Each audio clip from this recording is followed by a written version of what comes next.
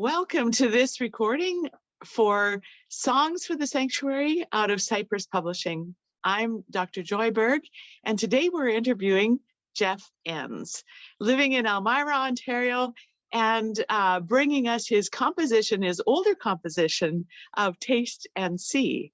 Welcome, Jeff. Thank you. So, Jeff, I am asking you about your history, first of all, as a composer, and what you have done in your life to bring about this gift of your compositions. It's it's not exactly a clear path. I always sort of thought I wanted to do composition. I remember being annoyed as a kid that listening to Vivaldi, I studied violin, and I was like, oh man, he wrote that 300 years ago or 400 years ago. I might have come up with that, and that kind of thing.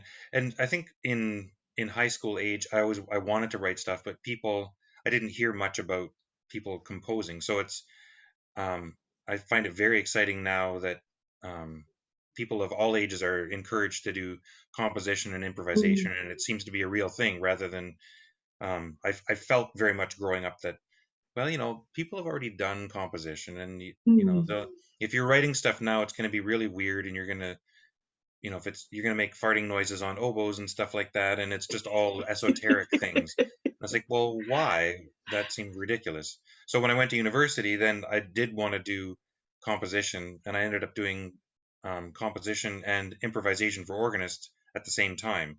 So I had all these ideas in my head, but I had no idea how to get any of them out. And I think taking both of those at the same time, I was kind of composing through the organ as medium in improvising, but then also the composition, it was very sort of basic things, but I would come up and some of the early stuff, I mean, it's all been burned because I don't want anyone to find that, But I was the only person at school who wanted to write for choirs because I was in church music and studying organ and singing in choirs. I've been singing in choirs my entire life, so it seemed very natural to do. And most of the professors were more orchestral people or instrumental, and they're like, choir music, who's going to do that? I don't know, the 50,000 choirs that are around, So you took degree in composition?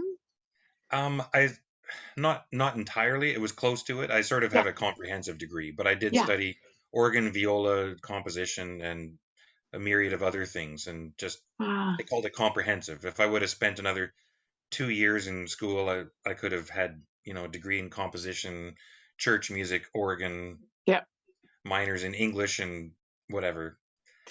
And you've spent time then too as a church musician in a couple of different denominational bodies and probably several churches. Is that right? Yeah, well, I grew up in the Mennonite church, and we were very fortunate. The church that I grew up in had originally been a Presbyterian church and had an organ in it when my congregation bought it in the 1930s, and that organ died a slow, painful death, and it finally expired in the early 70s, and the church folks decided that they wanted to have a tracker instrument, and so they got Gabriel Ney to build one. So we've got I grew up playing a fantastic 2-manual tracker organ, right? And so I was very, very fortunate for that. Yeah. And having growing up three blocks from Wilfrid Laurier, which had a fantastic organ department at that time as well. I went to high school. I studied organ with Jan Overdoen and also with Barry Cabina. And I went to high school with Jan Overdoen's kids, so he knew me as a violinist and stuff. And I played he was at a big Lutheran church downtown at St. Matthew's, and I was always fascinated to go play for his things on Good Friday or whatever. I remember doing Schutz, 7 Last Words of Christ. And then after I got married, it's hard to make a living as a musician in the Mennonite church. So I was in United Church for about 6.5 years, and then I played at a Lutheran church in Elmira for about 15 years. And now I've been at an Anglican church in Waterloo for the last 3. Lovely. I can see how this piece, this text, and the style of music would fit any of those church choirs within these denominations. So I So have actually can done it with all three of those parishes. It I was bet. nice to go to Holy Savior where I am now and find it in their library, which I sort of knew Ah, it was there, but excellent. Yeah, that's great. And so, can you tell us about the background to this piece and the creation of it? yes, because I was saying before, like this is probably it's 23, maybe 24 years old. I think it Yeah. was published 23 years ago, but I think it might actually be older than that. I worked on and off for a pipe organ company for probably 25 years, and I Hmm. remember I was washing pipes in the summertime at the Presbyterian at Knox Presbyterian in Listowel, Ontario, and basically by myself washing pipes. Like it wasn't a huge instrument, but there was probably 1,400 pipes for me to go through, and they're like, "Yeah, you're good. Go on, do it." So, and I didn't have any. Um, I didn't have a stereo with me or anything like that. The radio playing out the hits of the day. I think I did Uh-huh. bring one in eventually, but being left with your own brain is sometimes good and sometimes dangerous. Yes. Um, but I remember Barry Cabina wrote a bunch of pieces, very sort of tongue in cheek. I think it was his nod to John Rutter, calling them three functional anthems or Mm. reasonably good anthems or something like that. And he did a setting, I think he did a setting of O Taste and See, and I loved it. It was really it sounded like Rutter, but sort of through his eyes, and then also the Vaughan Williams O Taste and See, which I mean everybody knows. And so this was in my youth, Ah, so this yeah. is not an entire rip off of Vaughan Williams, but it's sort of a mix of Vaughan Williams and Barry Cabina's piece, and then me sort of sitting there maybe having too much Mr. Clean on the brain, after 8 hours of washing, cleaning pipes and vacuuming out pipes. Um, I went home and actually I think I had some manuscript paper or I scribbled some lines out and I wrote more or less the tune either at the church or on the way home. It was probably about a half an hour drive to and from the church. So That's marvelous. Yeah, and that's it great. sat, lounging in obscurity for a while, and Yeah.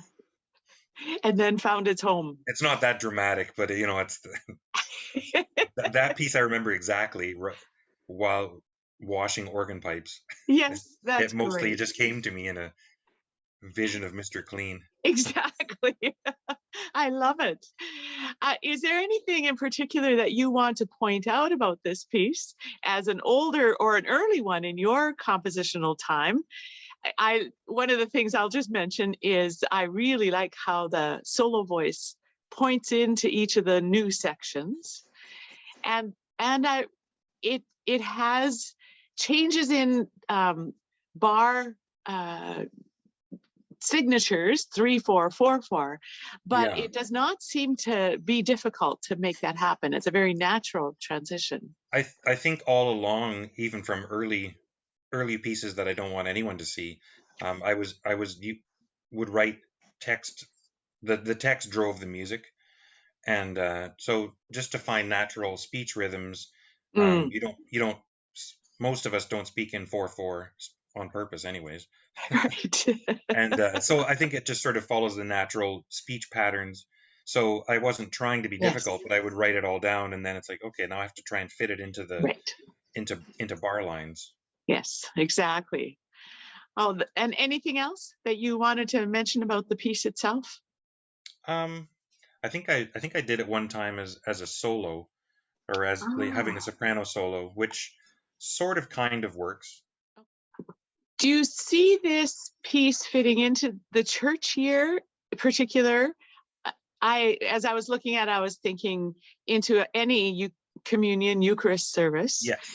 Yep. I wonder about All Saints Day too, though, the blessed Yep. section. Yeah. Yeah. Basically, any communion service, um, and it's sort of vague enough in the O taste and see. I mean, it's O taste and see how gracious the Lord is.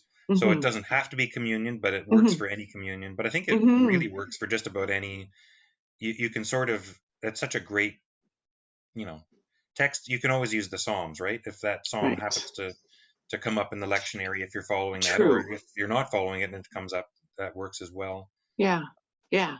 But yeah, All Saints as well. Excellent. Well, thank you so much, Jeff, for this marvelous piece of music that's adding into our church choir repertoire. It's been there for a while, but for us at Cypress and Songs for the Sanctuary, it's a new addition. So appreciate your creating this and your very thoughtful and musical interpretation of this psalm. Thanks. I'm glad that people still want to do it. Me too. So for those of us who are wanting to order this, look more deeply into it, find this on Songs for the Sanctuary series with Cypress Publishing.